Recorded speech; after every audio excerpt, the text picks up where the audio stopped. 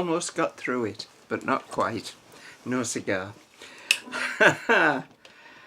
Anyway, it showed off to some degree the tone of this early short scale tenor banjo. I say early, it must be around about 20s, because it's only 17 fret short scale, and early days of the resonator as well, because you see, as you see, it's got no flange, so that pegs it the date as well. Let's talk a little bit about what it possibly is and what it possibly isn't. It says the Paramount School of Music on the peg head there, but I don't think there's any chance that it could be the Paramount as in Retberg and Lang Paramount banjos. In fact, it seems to me to have all the hallmarks of a basically made Slingerland banjo, although they're very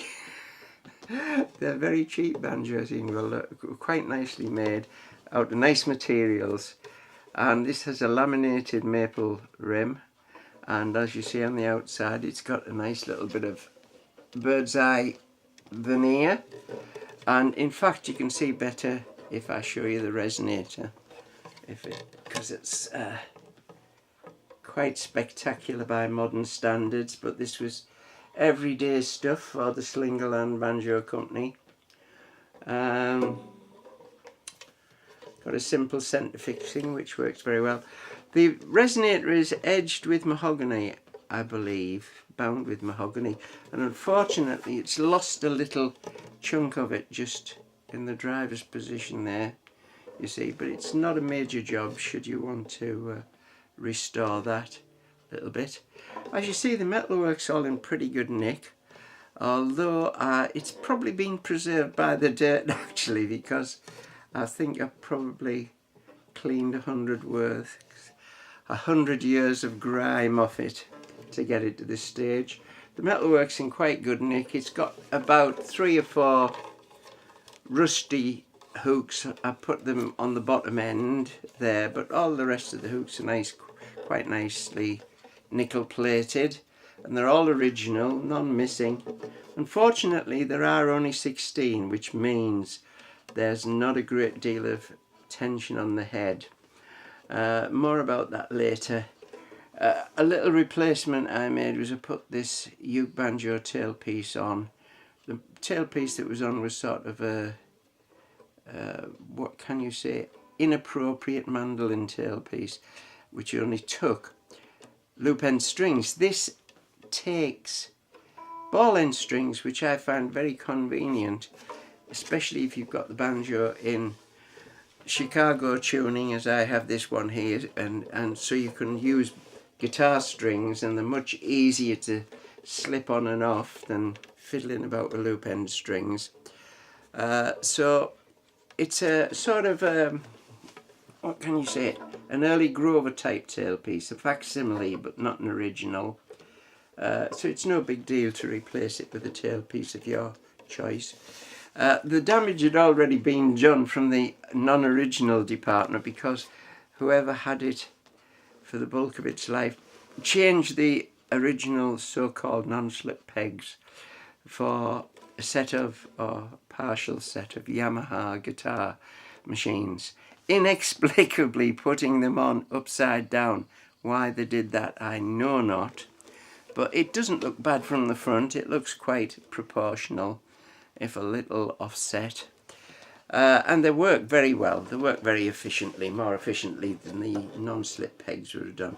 The neck, incidentally, is absolutely dead straight, and it's got a stained pear wood board which is virtually unworn, and the frets are virtually unworn. I have done a fret dress on the edges, because on an old banjo like this, which it's got to be the 20s at the latest, this banjo, the woodwork shrinks away from the metal, so you always have the sharp fret edges. So I've addressed that issue, no pun intended, and it's quite nice and easy, and you can play it up the board, which I hope that little bit of that abortive attempt at house rent stomp showed you. It's quite easy to play up there.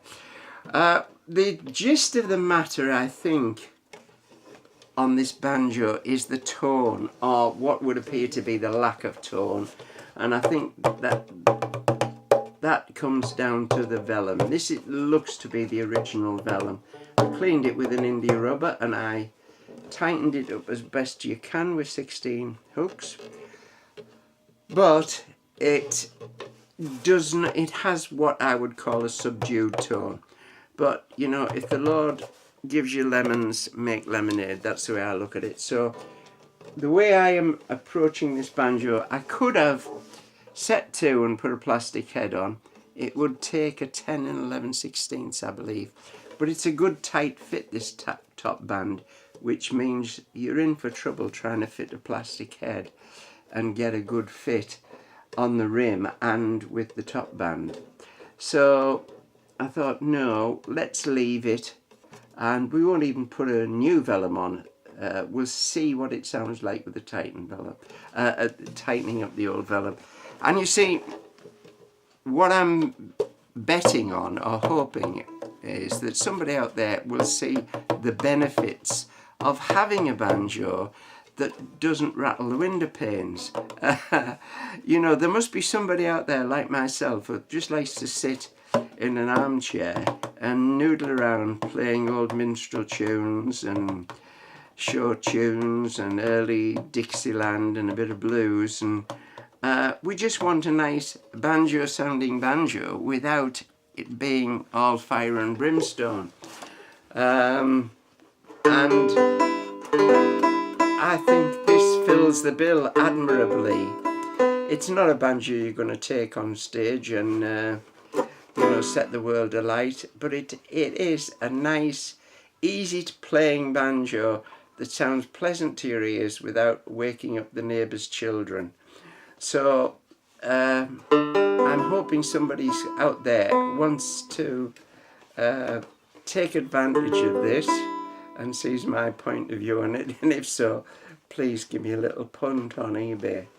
I'm going to finish off with something. Again, it's something I'm digging out the archives because I've rediscovered nice old minstrel tunes, and this is one of the ones which did get an airing also in the trad jazz days, and it's called Carry Me Back to Old Virginia, but I'm going to sort of play it in the original sort of, what's the word you would use? They used to do this in a choral sense before it was jazzed up, and it's called Carry Me Back to Old Virginia. Let's not talk about it, let's just try and play it.